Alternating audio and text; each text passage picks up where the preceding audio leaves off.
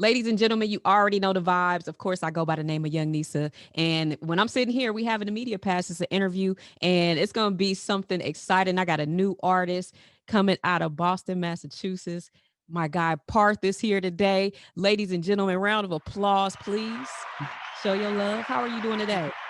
I'm doing great today, honestly. It's been a long day. You been getting that work in, huh? I'm always on the grind. I don't think I haven't got a day off in like a minute.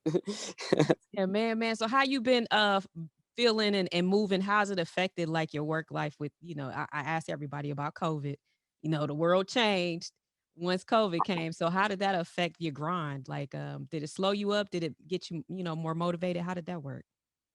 See, with any situation, positive or negative, you gotta just take it, whatever situation you're given with, you just gotta take it face value and just gotta do the best you can. In terms of COVID situation, everything went remote, so it actually like increased my workflow tenfold.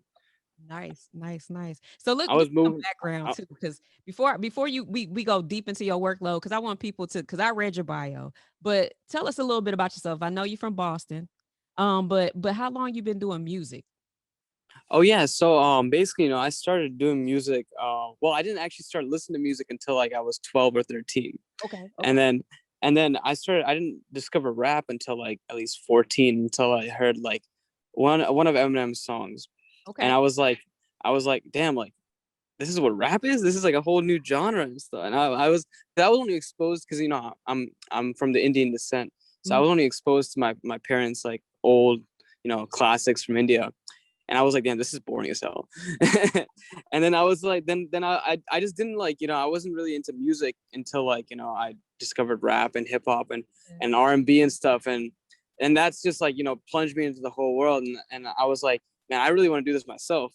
And so, I just started, really just like, working on my flow and everything like that. And I didn't actually get into the studio until like I was 18. Oh, And really? that's when I actually started recording.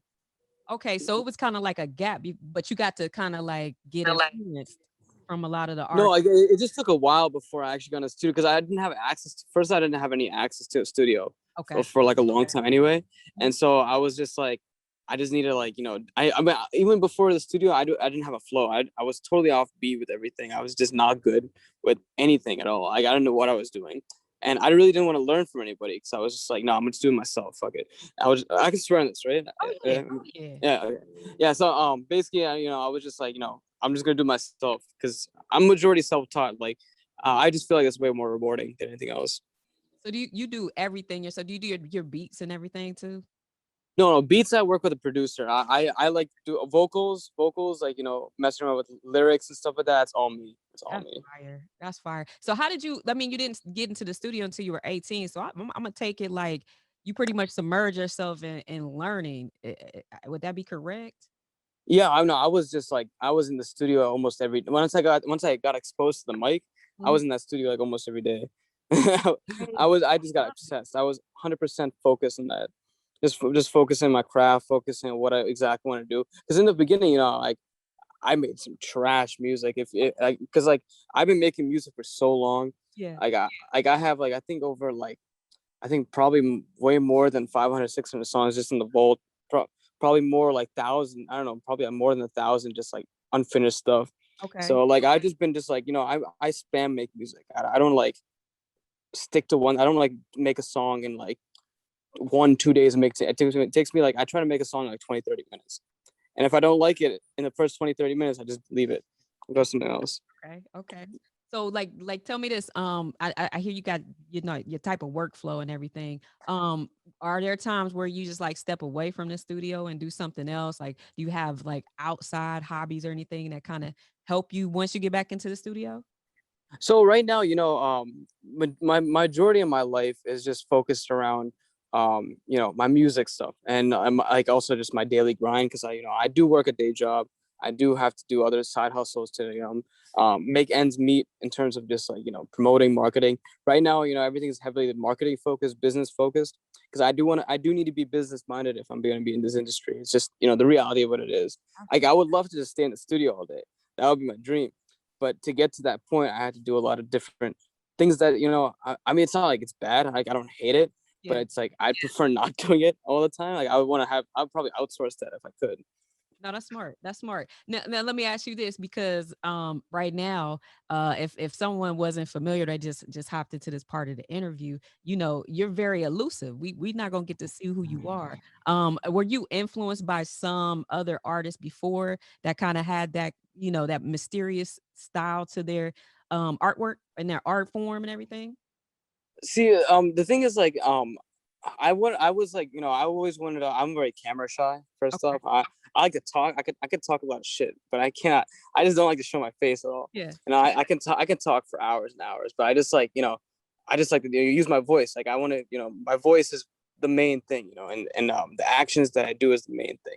That's why I wanted to go behind the mask. Also, of course, I was influenced by MF Doom. MF Doom was the original guy with the mask, Yeah. and I was like, I wanted to take that and just kind of do my own thing with it.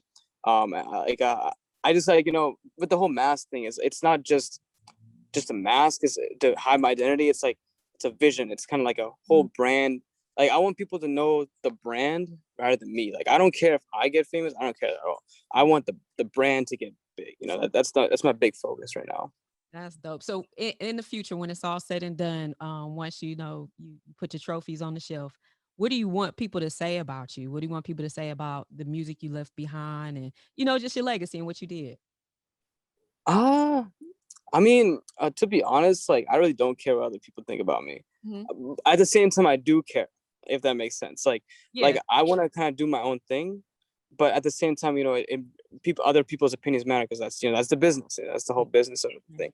I'd say I'd want people to have fun, just like enjoy the work that I put out. Be entertained. You know, but then they come out of it I want them to say like that was a fulfilling experience to watch.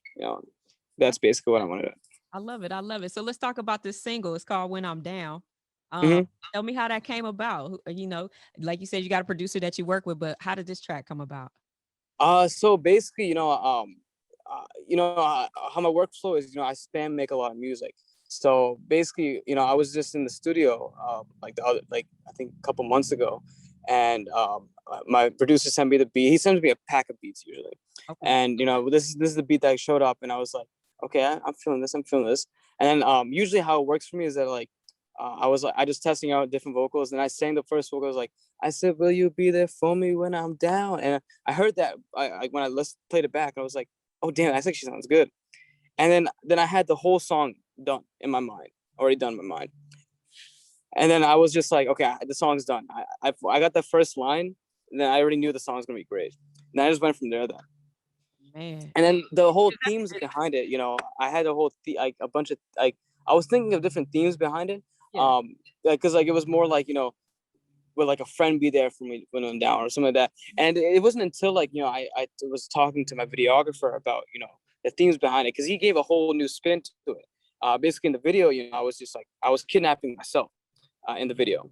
Okay. And so he was alluding to the fact it was like, will I be there for myself when I'm down? And so I was like, oh shit, that's like way more deeper than I actually thought. And I was like, okay, let's just do that then. Let's play around with that fact. I like that perspective because now, because I listened to the song already, so it's like, dang. Now when I go back and listen to it again, it's a whole nother vibe. Whole nother experience. Oh my goodness, that's crazy. I love it. I Like love. I wasn't even thinking of that way of like because I was thinking more of like very surface level, one dimensional. Like, will someone else be there for me when I'm down? But Yeah. it's not like will I be there for myself? Then I was like, then when I was just looking to my own lyrics again, I was like, oh damn, that actually kind of makes sense. That's crazy. Not I really soon as you said the last part of that story, I was like, wow. I thought in my head, like, let me go back and listen to the song because that's just gonna give it a whole another perspective.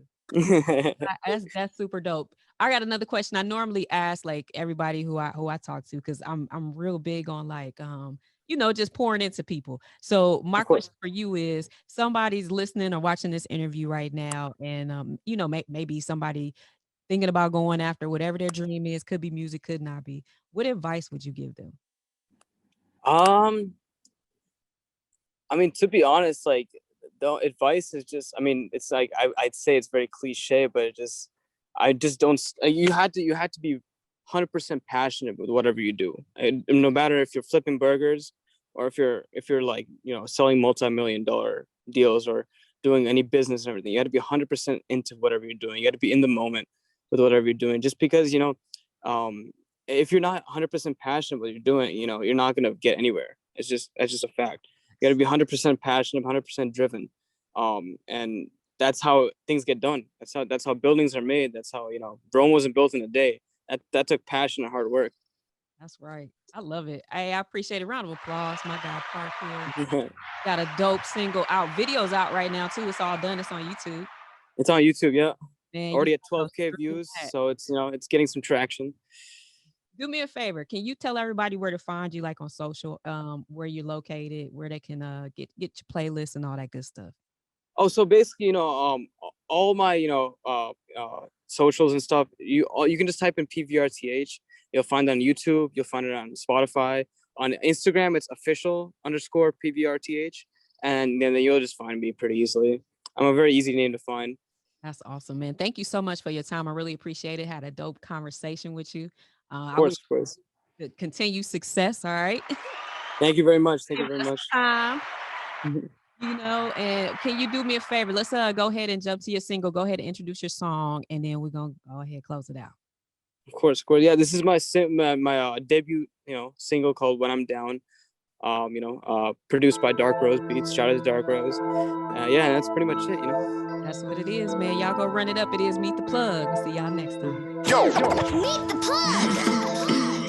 Rose, you're on fire. I said, will you be there for me when I'm down? Frustration on my mind, all I'm hearing is the doubt. All I hear is talking, I don't see no doing. What the f you proving? Why you acting stupid?